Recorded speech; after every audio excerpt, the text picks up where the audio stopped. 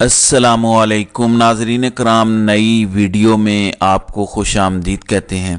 पाकिस्तान की सियासी तारीख़ का पहला, शायद दुनिया का पहला ऑनलाइन जलसा होने जा रहा है, लेकिन इससे ज़्यादा मैं आपको ग्राउंड रियलिटीज़ के बारे में बताना चाहता हूं ताकि आपको एहसास हो कि कितनी बड़ी जंग आप इस वक्त लड़ रहे हैं और कितना ज़रूरी है आपका साबित कदम रहना। आपको ग्राउंड रियलिटीज़ बताना चाहता हूं।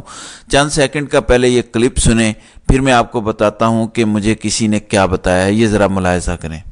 आज सारा दिन मुझसे लाहौर शहर के मुख्तलिफ हल्कों से लोग मुलाकात करते रहे हैं और जो सूरत हाल जमीनी है वो तो इंतहाई तशवीशनाक है। ठीक है। एक पार्टी को बिल्कुल ये दुरुस्त है कि मौका ज्यादा दिया जा रहा है, उनको एक फ्री हैंड दिया जा रहा है। दूसरी पार्टी के जो लोग हैं उनके CNIC ब्लॉक किए जा रहे हैं ताकि वो ना उम्मीदवार बन सकें, ना वो प्रपोजर बन सकें, ना सेकेंडर बन सकें।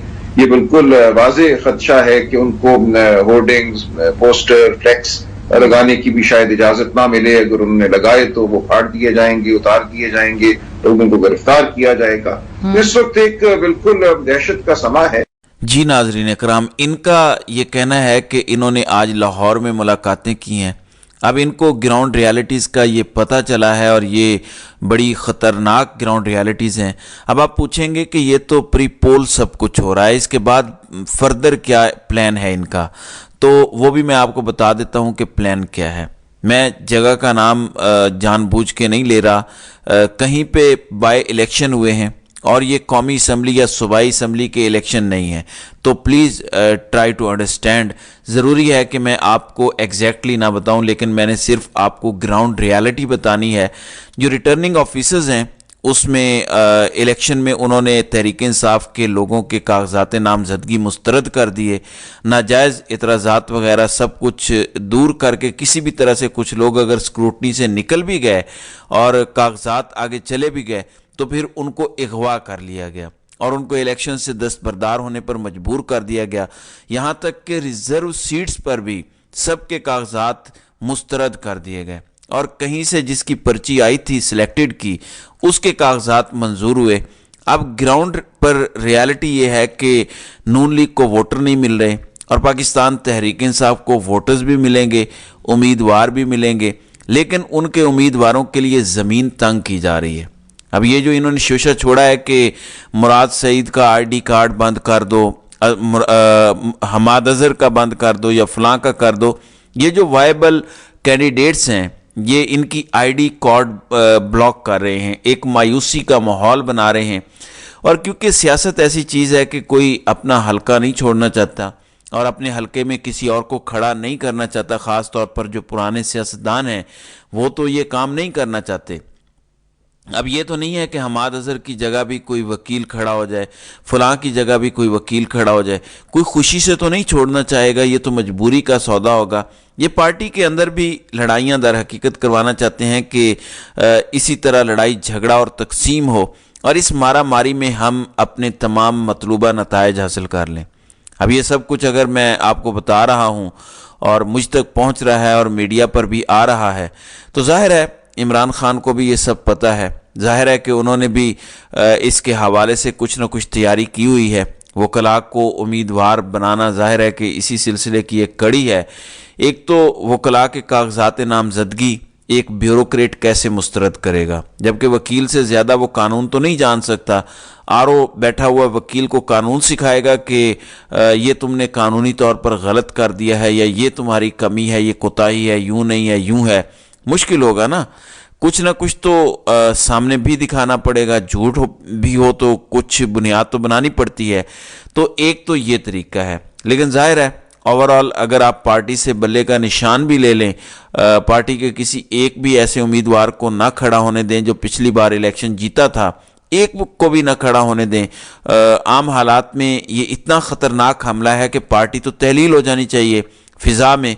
लेकिन इमरान खान की मकबूलियत उस लेवल तक पहुंच गई है कि ये सब कुछ करने के बावजूद भी जो उम्मीदवार नए आएंगे ये उनके भी कागजात नामजदगी मुस्तरद करेंगे, ये अगवा भी लोगों को करवाएंगे, ये दस्तबरदार भी करवाएंगे, आखिरी मौके पे करवाएंगे, ये सब कुछ होगा।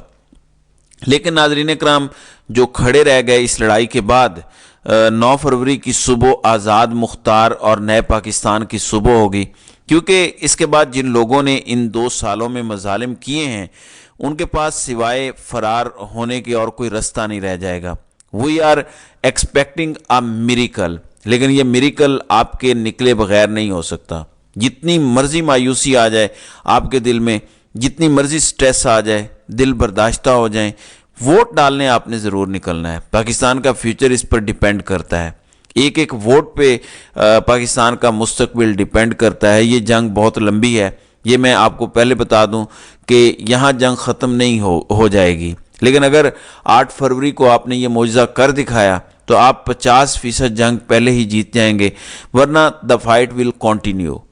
اب آ جائیں ناظرین اکرام تھوڑا سا ورچوئل جلسے کی طرف۔ آن لائن جلسے میں آپ جو شرکت کریں گے، آپ کی تعداد طاقت کے ایوانوں میں ایک پیغام پہنچائے گی، اس لیے یہ انتہائی اہم ہوگا کہ آپ اس ورچوئل جلسے میں اس ظلم اور جبر کے خلاف شرکت کریں۔ یہ آن لائن جلسہ آج ہے، آپ نے بھولنا نہیں ہے، 17 دسمبر پاکستان کے ٹائم رات 9 بجے۔ اب آپ امریکہ میں ہیں تو اس کے حساب سے اپنا الارم سیٹ کر لیں، آپ اگر مڈل ایسٹ میں ہیں تو اس کے حوالے سے اپنا الارم سیٹ کر لیں، اگر آپ برطانیہ میں ہیں اس حوالے سے اپنا الارم سیٹ کر لیں، اگر آپ آسٹریلیا میں ہیں اس حوالے سے اپنا الارم سیٹ کر لیں۔ پاکستان کے سٹینڈرڈ ٹائم رات کے 9 بجے، اس میں پاکستان تحریک انصاف کی جو قیادت سامنے نہیں آ پا رہی، جو عمران خان کے حکم کے مطابق انڈر گراؤنڈ ہوئی ہے، وہ ساری آپ سے بات کرے گی۔ اس میں آپ تک عمران خان کا پیغام بھی پہنچایا جائے گا یقینی طور پر، لیکن اس میں سب سے اہم یہ ہے کہ جتنے زیادہ آپ کے نمبرز ہوں گے اتنا زیادہ طاقت کے ایوانوں میں لرزہ طاری ہوگا کہ یہ قوم تو پیچھے ہٹنے والی نہیں ہے۔ ہم نے ہر جبر، ہر ظلم کر لیا، انہوں نے نیا طریقہ نکال لیا، وہ ٹویٹر سپیس ہو، وہ یوٹیوب فیڈ ہو، فیس بک ہو، ٹک ٹاک ہو، انسٹاگرام ہو، جہاں سے جوائن کر سکتے ہیں کریں، ٹویٹر پہ آئیں، سپیس جوائن کریں اور ثابت کریں کہ آپ اس جبر کے خلاف سیسا پلائی دیوار بن کے کھڑے ہوں گے اور اپنے حصے کا ضرور جو ہے وہ دیا جو ہے وہ اس اندھیرے کے اندر جلائیں گے۔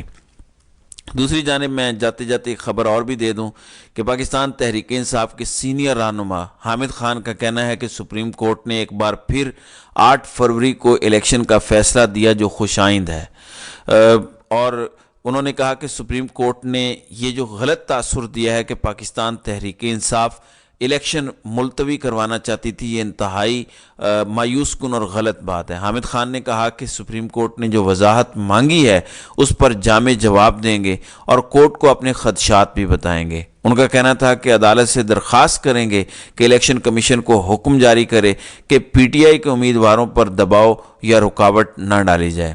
تو ناظرین اکرام، آپ کی اس ویڈیو کے حوالے سے کیا رائے ہے؟ آپ اپنی رائے کا اظہار کامنٹ سیکشن میں ضرور کیجیے گا۔